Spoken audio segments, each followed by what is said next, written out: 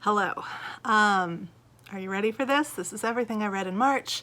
It's quite a lot, and I'm going to do it a little bit different than I've done my previous wrap-ups this year, because I did read for some very specific events this month. So first I'm going to go through the books that I read for In Real Life Book Club, Dickens read along, the books that I read for finishing up from February, the books that I read for my Jenga game, to read books from my own shelf, although almost all of the books that I read this month came from my own shelf, which is awesome. And then also, I couldn't remember, also the books that I read for the Read Harder Challenge for this month. So there's a lot of those. Then I'm going to go through a stack of books that I read specifically for March Mystery Madness, which was so much fun. And then I'm going to go through a list of books that are a stack of books that I read specifically for middle grade March, which was also fun. Because I read thrillers, mysteries, and middle grade so very quickly, there are a lot of books in this wrap up. So I'm going to go through them as quickly as possible and keep this, I don't know if you can hear that, I have my Keurig just kicked in and I'm getting a second cup of coffee this morning. But I am going to go ahead and just go through this as quickly as I possibly can. So for my Jenga game, I picked magazine and I chose to read art journaling, which I hadn't read, which I'd flipped through, and I actually read all the articles this time, and there are some things in here that are completely not useful for me, but there are some things in here that I wish I would have read 4 years ago. I teach an art journaling class on OutSchool, and I also incorporate it into several different projects that my in real life kids at school do. Art journaling is amazing and I highly recommend it. The next thing that I picked up, I actually picked up for March Mystery Madness, but it's a DNF, so I'm just gonna put that out there right now. Ken Follett, A Dangerous Game. It was just offensive. I was offended on every page. And I'm very careful about offending others, but I'm actually not that easily offended myself. I will take up the fight and the cause for others long before I become personally offended myself. And this book was offensive to me. I'm not going to ever try to read Ken Follett again, and if I'm wrong in that decision, let me know. When I posted that I was DNFing this book on Instagram, I had a lot of people who I really trust their opinions, actually, and respect their opinions, say, yeah, he's on my don't read list. Then for my Dickens read-along for the year, I read The Old Curiosity Shop, chunker, and this has to have one of the worst endings I think I've ever read. like disappointing endings. Yeah, if you haven't read The Old Curiosity Shop, it is about a young girl and her grandfather who takes care of her, and he's a gambling addict, and he cares for her, but he makes a lot of mistakes. He gets into a lot of debt. Glad I read it, and it was 3 stars from me. My lowest rated Dickens thus far. Then I read The Kitchen Front by Jennifer Ryan. I listened to this on audio from my library and I absolutely loved it. It was so great. It was, it's like Great British Baking Show meets Call the Midwife, meets All Creatures Great and Small. I don't know, it was so feel good, and but there were things at stake as well. I really enjoyed learning about these women and cooking during World War II. It was great. And then I read, or listened to, Unfinished by Priyanka Chopra Jonas. And I actually really enjoyed this one too. I gave it 4 stars. There is a point where she's talking about her experience in Bollywood with some really misogynistic directors and experiences, and I do really wish that she had taken a stronger stand on that. She takes a really strong stand on fairness or skin lightening creams, and a campaign she was involved in that promoted some of those, and she, you know, puts a really, like, she puts her foot down now about that and says, what I did was wrong, my involvement in that is wrong, please don't judge yourself by the color of your skin, or additionally, please don't use those products because they are quite dangerous. So I don't understand why she doesn't put her foot down about misogyny in Bollywood. Instead, she just kind of, the message is, you can't change it, so just take care of yourself. And I don't agree with that. So I really wish that she had taken a stronger stand there. Other than that, I really enjoyed her message. I really enjoyed everything she had to say. It was a warm, welcoming, real, honest invitation into her life. And yeah, I think it's well worth time spent with her. Then I finished up Once Upon a Time by Diane Setterfield. I had started this in February and didn't get to finish it for February, and so I just counted it on my March pile. And in the end, I gave this 4 stars. I read Legendary Children, the first decade of RuPaul's Drag Race and the last century of queer life. This one happens to focus on drag, doing a close-in look at the structure of RuPaul's Drag Race, the television show, and giving you the super interesting and intricate reasons why that show runs the way that it runs, why the segments are the way they are. It looks like a comic book, like superheroes. There's a reason for that, but it reads like a chatty history lesson. So, highly recommend. I read this for the Nature Poetry prompt in the Read Harder Challenge. This is The Piece of Wild Things by Wendell Berry. There's Wendell.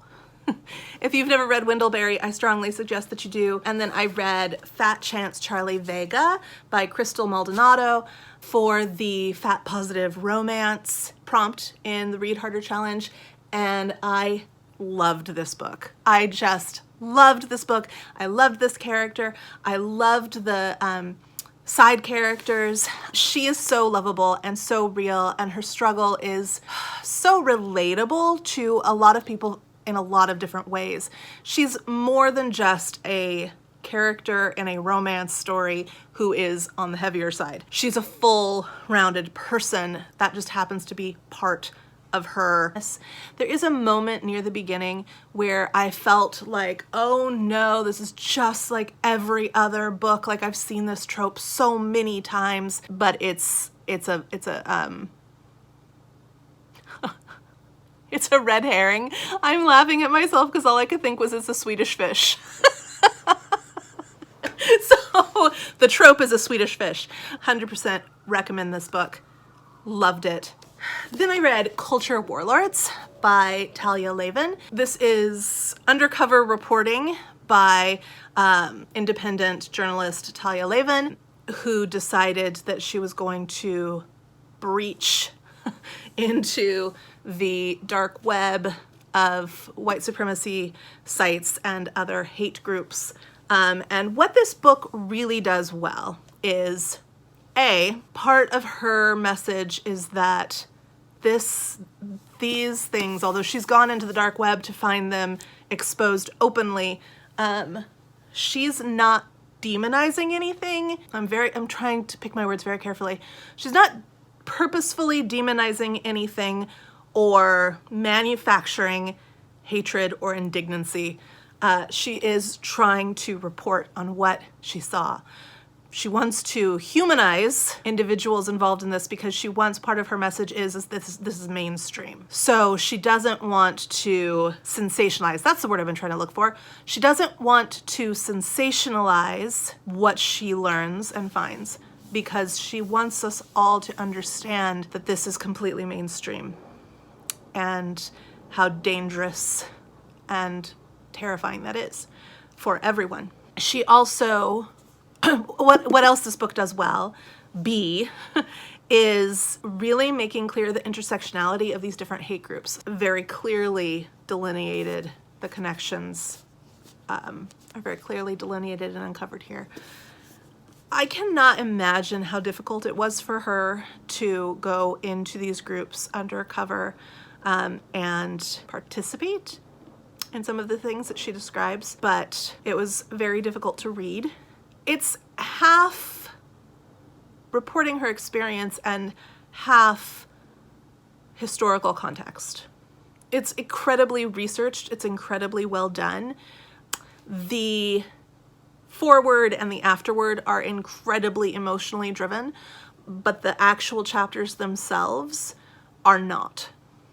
And so I appreciated all of this. It's very professional. I can't think of a better word than non-sensational. So I do highly recommend this if you're curious. I also finished this up from February.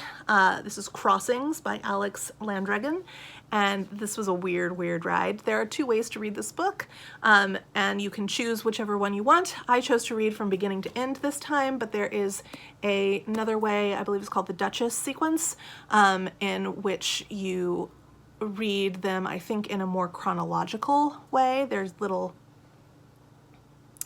It's set up to be a series of journals and short memoirs that are all about the same thing, that span centuries. And a bookbinder puts them together and then questions the order in which he has put them together. And so he presents 2 different ways to read the book to you, and the story reads differently. Whichever way you choose to read it. So yeah, super interesting. Everybody and their brother is in this book, from Coco Chanel to Victor Hugo. And it's slow. It reads so slowly, but you never lose interest. Yeah, it's a weird thing. And it's translated from the French. So super great book.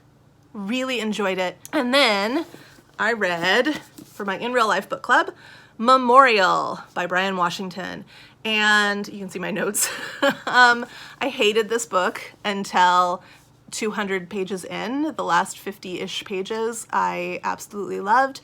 It was stagnating. I hate how there is no use of like punctuation for quotations, no quotation marks, and then every line every line ends with like, he said, says, said, say. Like, say, says, said was repeated so often in this book, I wanted to pull my hair out. And the characters are so completely passive. They don't do anything. Everything happens to them and they just let it happen. Life is just happening to them. And I hated reading about it.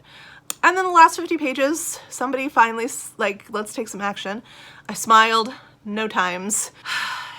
I just mostly felt numb while reading it. But in the end, I did give it 4 stars because the very end was excellent. I just wish I didn't have to suffer through 200 pages to get there. The Secrets of Drakecliff Grange School by Kim Newman. I've had this on my own shelf for years. A supernatural 1920s boarding school fighting fascists. Good versus evil story about a girl. Awesome. I absolutely loved this book, but again, super weird. Super weird book. I read In a Dark Wood. This was my last Ruth Ware that I haven't read yet that she's published. I did not like this one. I thought it was boring and the pacing was way too slow. I just didn't like the story, I guess. I read The Family Plot by Sherry Priest. I was eating this book up. I love this book so much. I love horror stories, especially haunted house stories. I love anything about old houses. I've thought so many times about buying my own super old house, rebuilding it from the ground up. But I will be honest with you, the idea of getting a haunted super old house is scary and exciting. I wouldn't want it, but I would want it, if that makes sense. Here you have a salvage company. So they're not refinishing old houses, they're tearing them down and selling them for scrap. And this family-run business, salvage business, is come on hard times. And a woman walks in and says, you can have this, it hasn't been touched.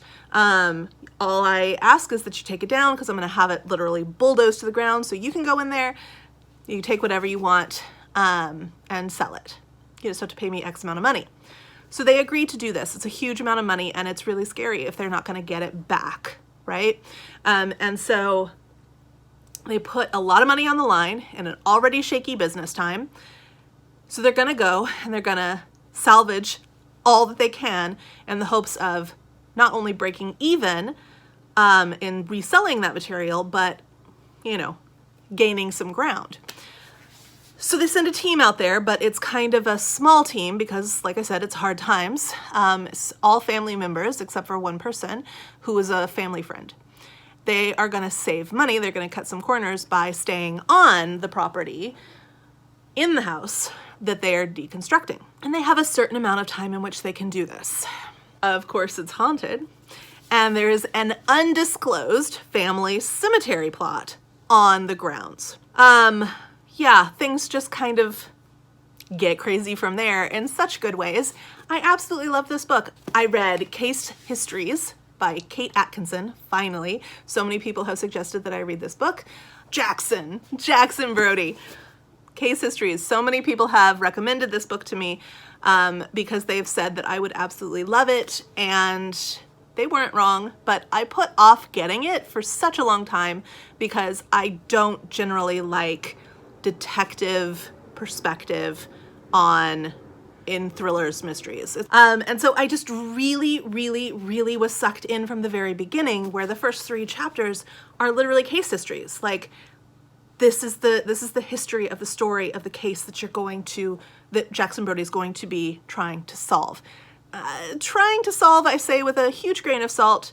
He's competent, but he's incompetent. He's a love to hate kind of character, but I do love to hate him. I really do. I read The Family Upstairs by Lisa Jewell. Oh my goodness. I loved this book too. It's about cults. It's about old houses. It's about mysterious people and mysterious relationships. It's told through multiple perspectives. It reads very quickly. I absolutely adored this book. So there's a woman and she inherits, she was adopted, but she finds out that she's inherited this house on her 21st birthday because she is a famous baby, or was a famous baby, who was found living in a house full of people who had apparently committed a suicide pact. One of the weird things about this was that there were no shoes found in the house, and that the people had been dead for some time, but the baby was fine and alive and had been cared for. By who? That's part of the mystery. So she gets put into the state, gets adopted, raised by a family, doesn't know who she was.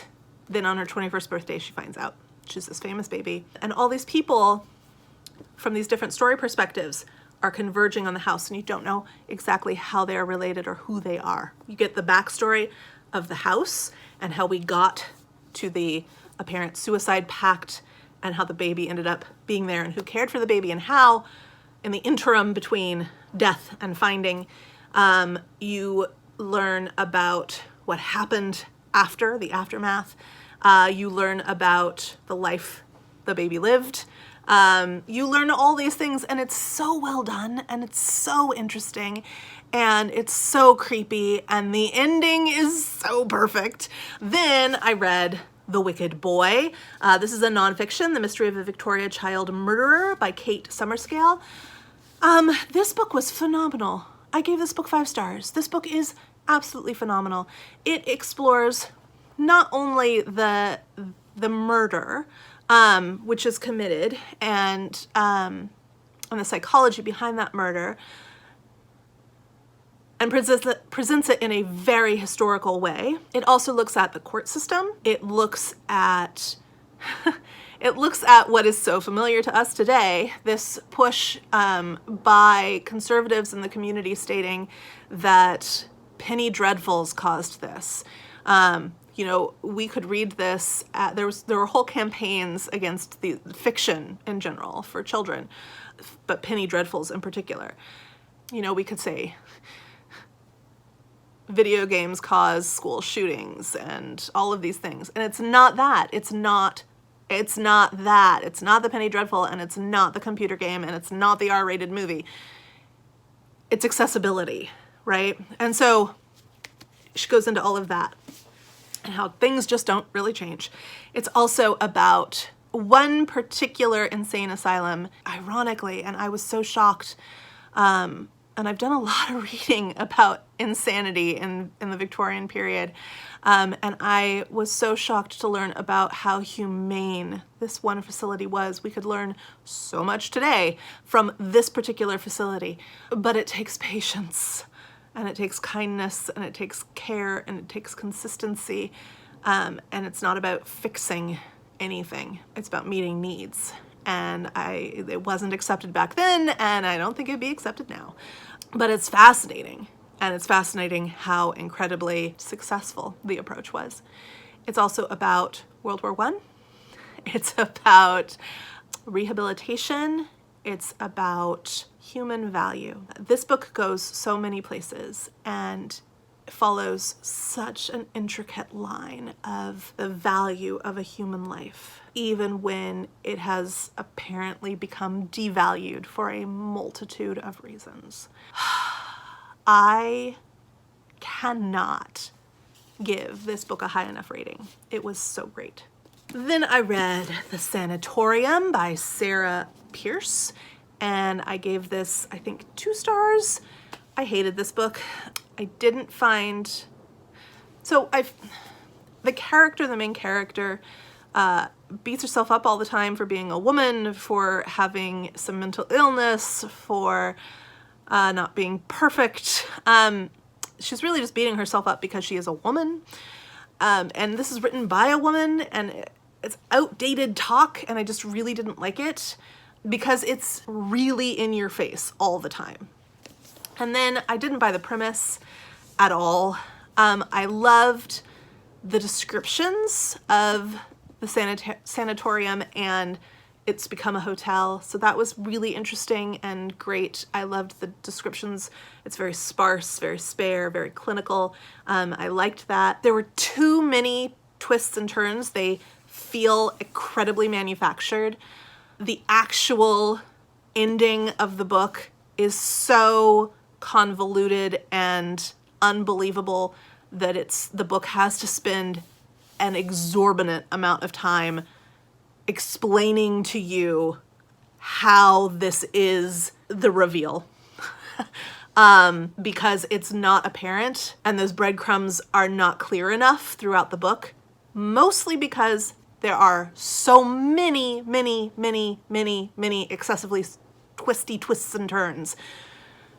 I think the writer got confused. I'm not saying that to be mean. I really think the writer got confused as to where they were headed. There's a second major storyline mystery that is not the main storyline mystery, but is key to understanding the main storyline mystery, which much more time is spent throughout the book into building, and then it's explained away in like literally 3 sentences. And I'm using literally correctly there. It's 3 sentences. It just felt off balance. The whole book felt off balance and unbelievable and confusing and dull. Did not like this book. I read The Glass Woman by Carolyn Lee. I'm not sure how to say that. This book takes place in Iceland in the, I believe, 1500s. It could be 1400s.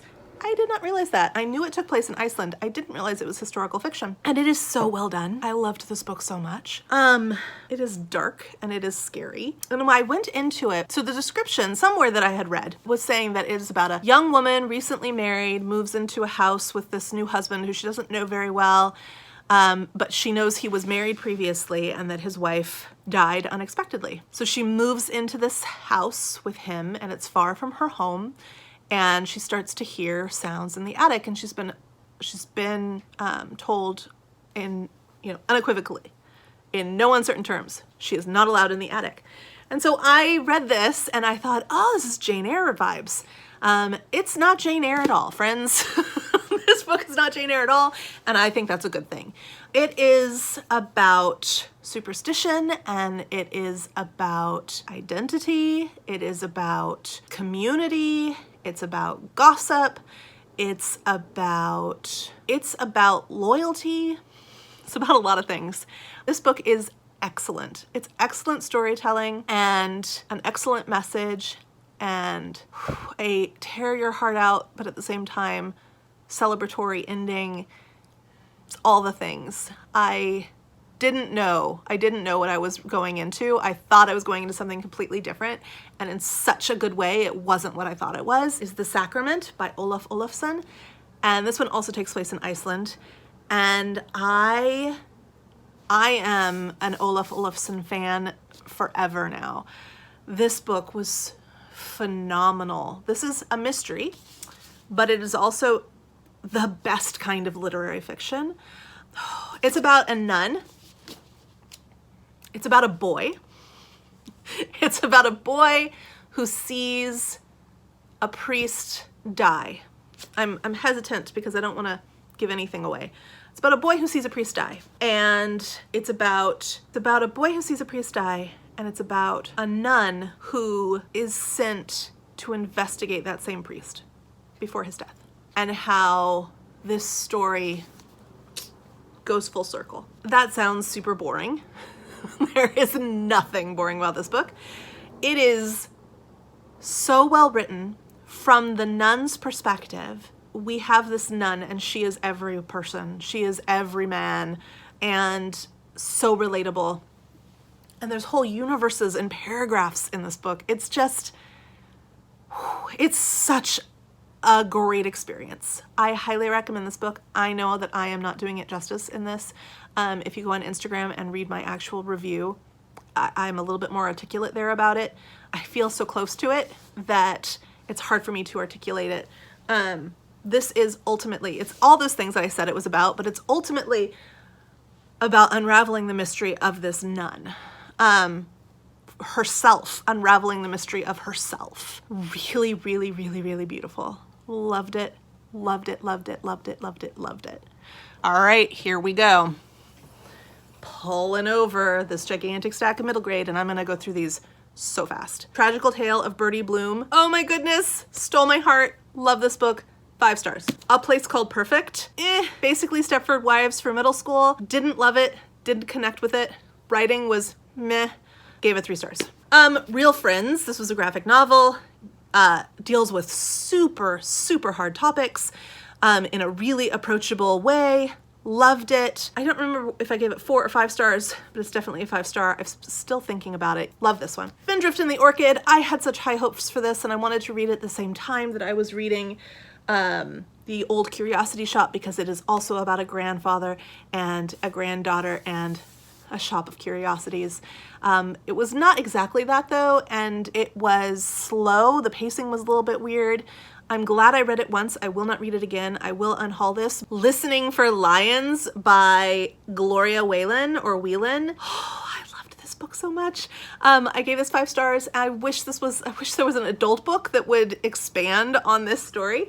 Absolutely loved this. This is about a missionary girl in Africa whose parents, this happens very early on, it's not a spoiler, whose parents die, and she is basically human trafficked by her neighbors in the 1800s, maybe early 1900s, and her story from there. I absolutely loved this book. Catherine's War by Julia Billet is a graphic novel about a Jewish girl who is living in France during World War II, and it's basically about the channels with which it's kind of like the Underground Railroad of Jewish France, and the stops that she makes along the way, and how often she has to change her stops and her location for safety, and the great networking and community of resistance fighters that made it possible to save so many children in France during World War II. It needs a ton of discussion. Not a little bit of discussion, a ton of discussion.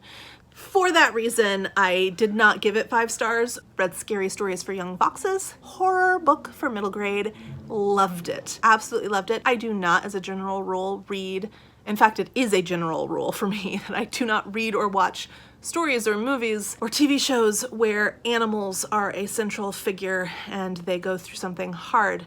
Well, that is what this book is all about, except that it's done in such a way that that you can do it. If I can do it, anybody can do it. And yeah, these are scary. These stories are scary. But then in the end, you realize what the actual monsters are, and you're faced with some accountability taking that you have to do. Really, really, really, really highly recommend this. Love this. But again, pair it with some discussion. Bridge of Souls. Oh, Bridge of Souls. Victoria Schwab. So I have the other 2 books in the series, and I absolutely love them. I loved the first book.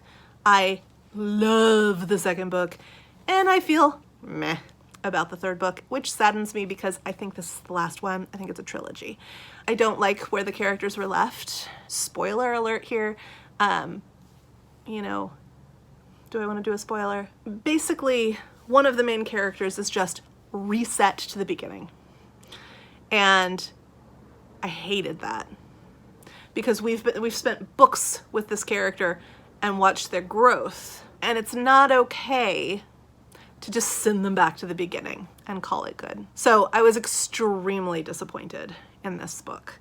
I do think I gave it 3 stars because I love the series as a whole. And I do love Victoria Schwab. V.E. Schwab, you are one of my favorite authors. But I actually think what you did in this book is harmful. So yeah, not a fan. I probably won't ever read this one again, but I will keep it because it completes my set of 3. Then I also listened to this one. I listened to I Can Promise This by Christine Day and gave it 5 stars and incorporated it into my curriculum for next year in my 6th grade class. It's a mystery about a girl who is of Native American heritage, living in Seattle and in the present day. And she's dealing with normal middle school things, but she's also found a mystery in her attic.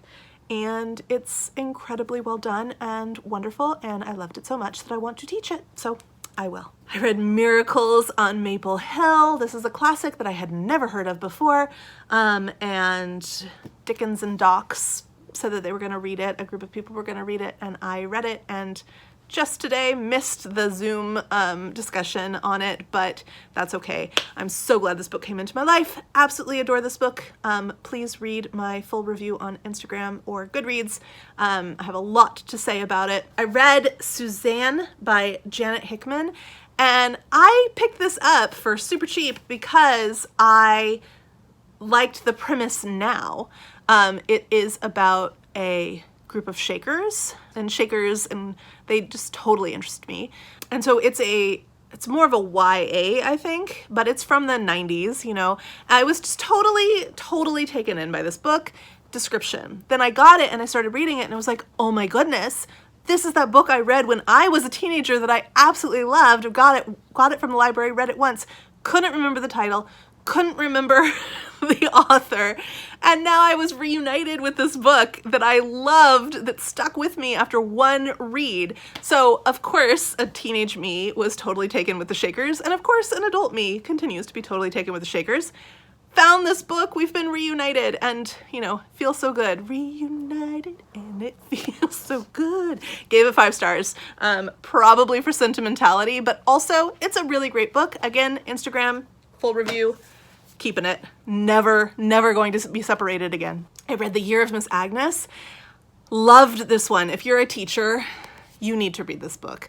It is about a teacher from England who's been living in Alaska for many years. She wants to return to England to retire because it's been a hard life in Alaska, but she's loved it.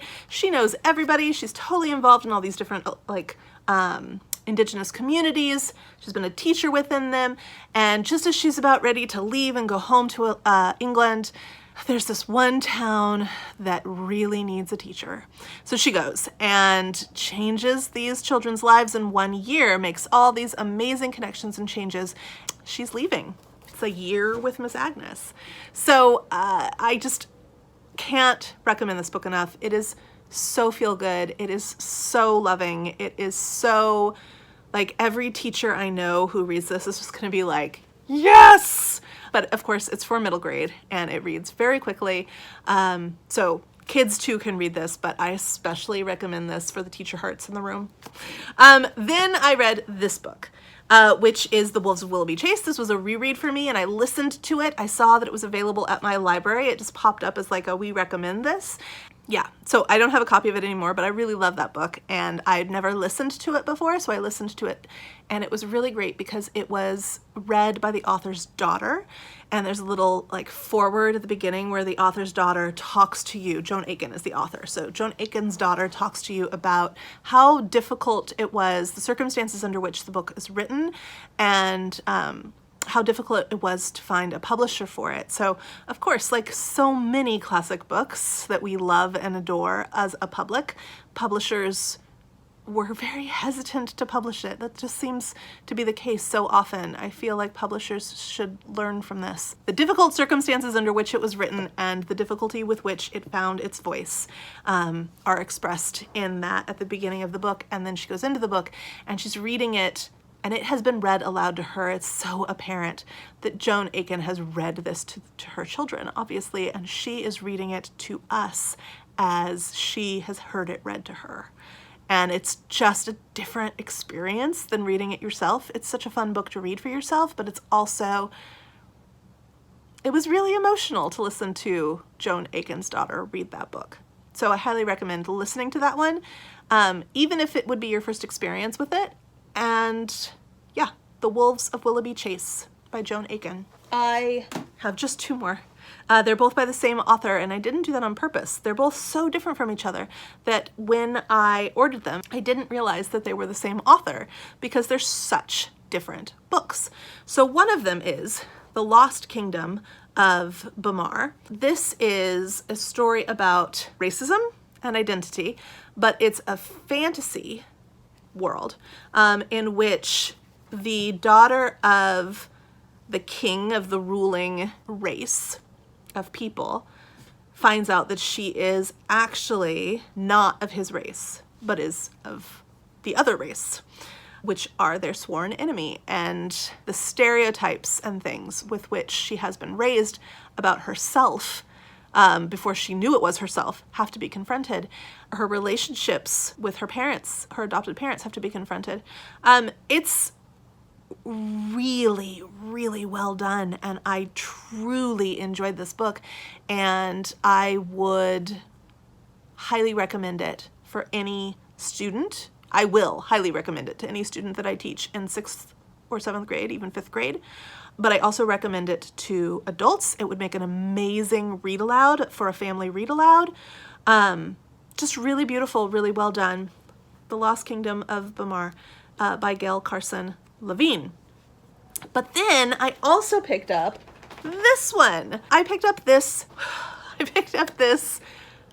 historical fiction about a young girl, a young Jewish girl living through the Spanish Inquisition. But it happens to be by the woman who I just read a book by, which is about a fantasy world where people's, hair grows at an alarming rate, and they can pretend to be other people, and they can, change, they can body morph. And then I read this incredibly historically accurate historical fiction by the same author and just adored them both, but they're such completely different books.